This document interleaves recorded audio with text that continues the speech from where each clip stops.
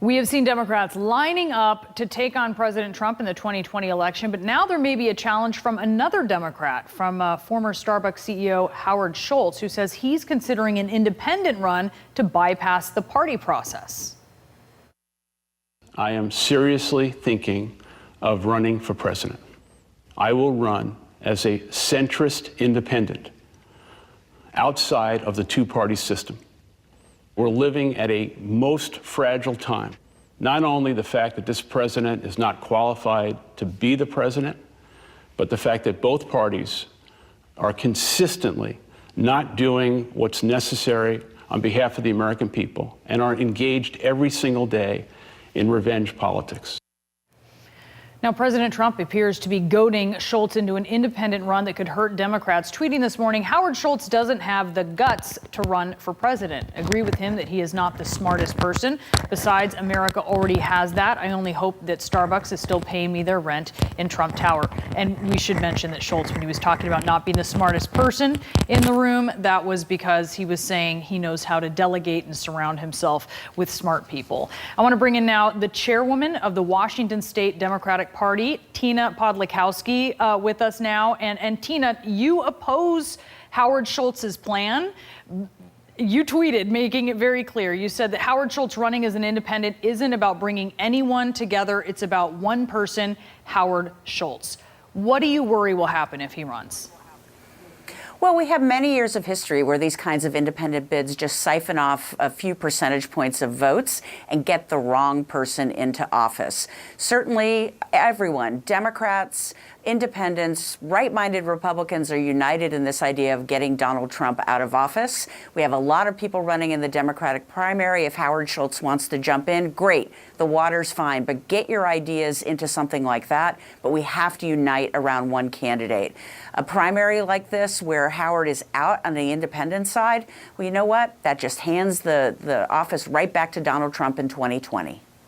Washington State is a pretty interesting place during the primary. I covered Hillary Clinton there and Bernie Sanders there. He won the caucus process. She won the primary.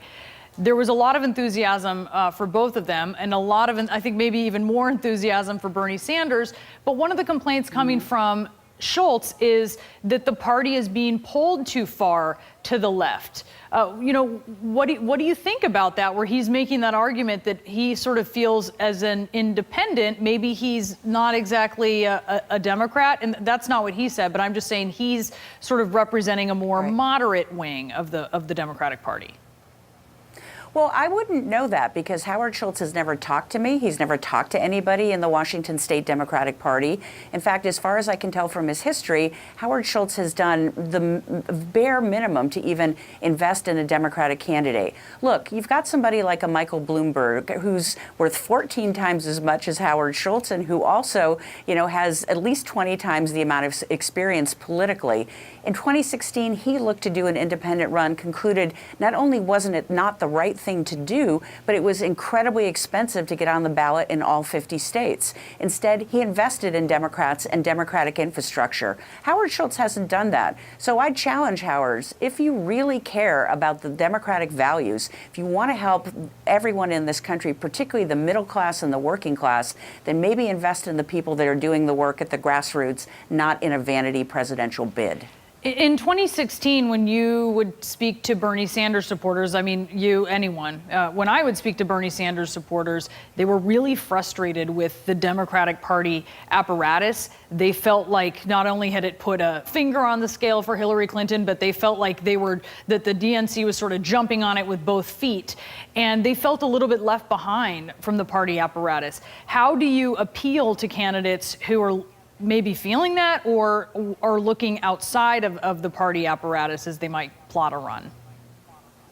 Well, I think what's the lessons learned in 2016, and I don't think anyone in the party liked the way things happened in 2016, was to make change. Tom Perez has come in as chair of the DNC, and as an entire committee, we have made that change. That's why you see so many folks jumping in and running from all spectrums of the Democratic Party. We are a big tent of ideas from the left to the right and everything in between, and we do want to make sure those ideas are heard. But everyone is also united around who whoever the nominee will be. And we can't afford to have a situation like the 2000 election with Ralph Nader running in there in a bid with both Al Gore and George W. Bush. We can't afford to have these votes siphoned off. It's going to be close, and we need to be united for what's the best for the country. That is getting Donald Trump out of the White House. That is caring about the middle class. And that is not something that Howard Schultz is doing right now. All right, Tina Podlikowski, thank you so much for joining us from Seattle. We appreciate it. Thanks, Brianna.